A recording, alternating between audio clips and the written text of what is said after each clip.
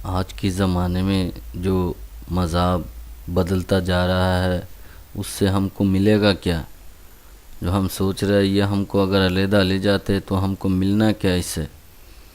اس کی مطلب یہ ہے جو آج کے زمانے میں جو خلافت کر رہا ہے لوگ، جو احمدیہ کا قادیان کا جو دعوت کرتے ہیں ہم لوگوں کو، ان کے اندر دو چیز نہیں ہے۔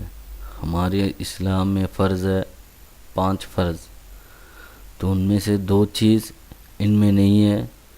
ایک تو حج ہے، جو یہ حج کا جو ہے دعوت نہیں کرتے، یہ تو صرف اپنی قوم کی اور اپنی ماؤت کی جو دعوت لوگوں کو دیتا ہے، اور جہاد ان کے پاس نہیں ہے۔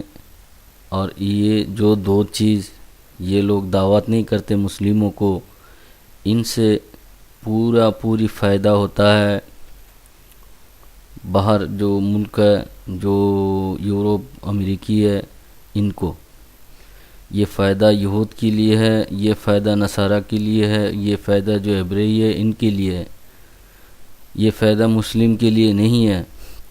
اگر یہ مسلم حج میں نہیں جاتے، جو ابھی تو ہمارے لیے فرض ہے، جو ہماری قوم بدلتا جا رہا ہے اس بدلا ہوا میں وہ لوگ حج میں نہیں جائیں گے۔ جب ان کو عیسیٰ ماننے لگے گا تب جا کے یہ لوگ کیا کریں گے؟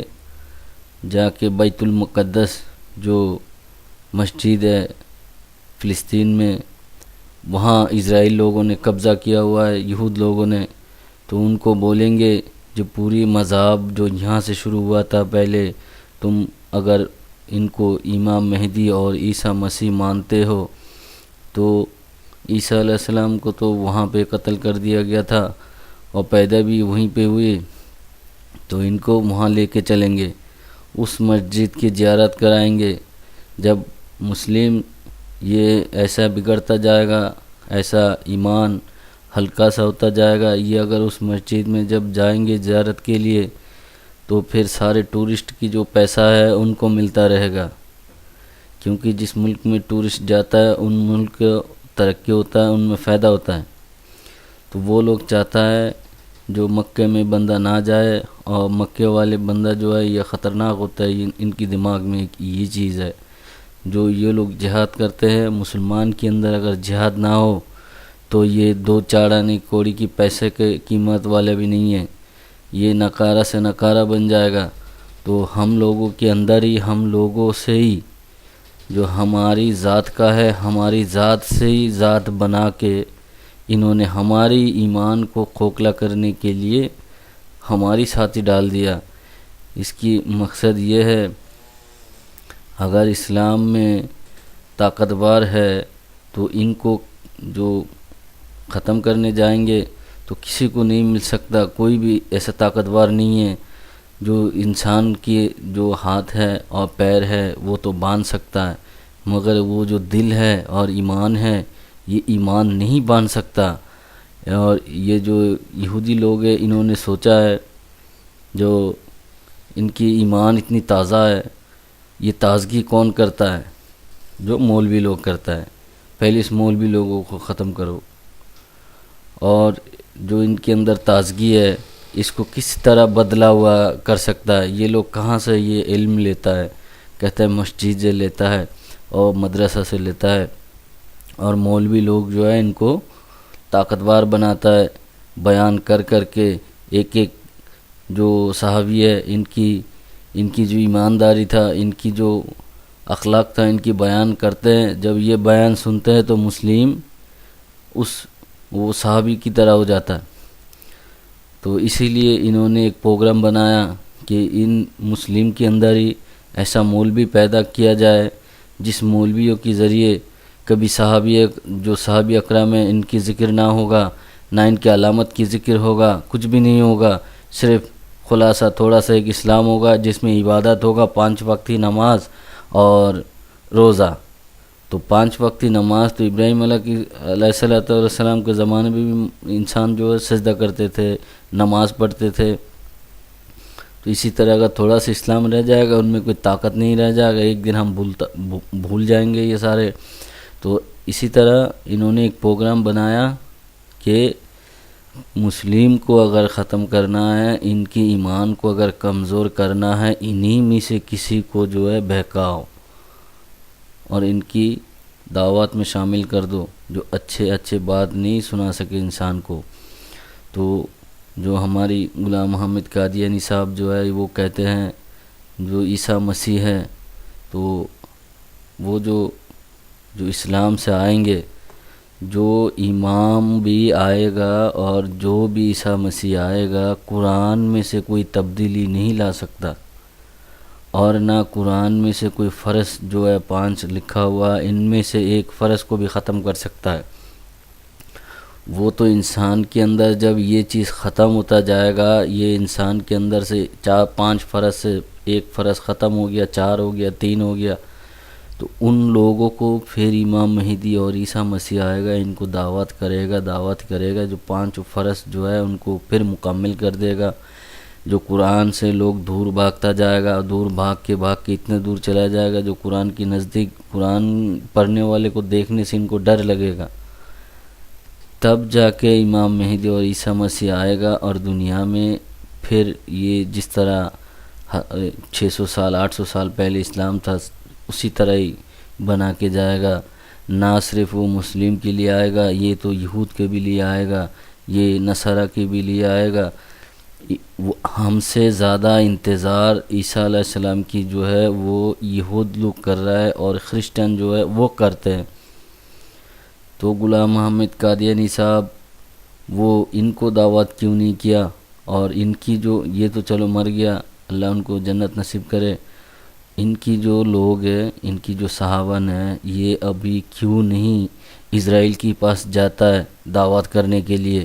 ان کی دعوت تو تھا امام مہدی اور عیسیٰ مسیح آئے گا تو اسرائیل میں جائے گا، پہلے وہاں سے فتح کرتا ہوا آئے گا، یہ ہمارے گھر میں پیدا ہوا، ہمارے گھر کو ہی کھا رہا ہے، جہاں پہ کھاتا ہے وہیں پہ چھید کر رہا ہے یہ تو ہونا چاہیے، ان کو جانا چاہیے تھا اسرائیل میں، ان کو جانا چاہیے تھا فلسطین میں، ان کو جانا چاہیے تھا فرانس میں، جرمن میں۔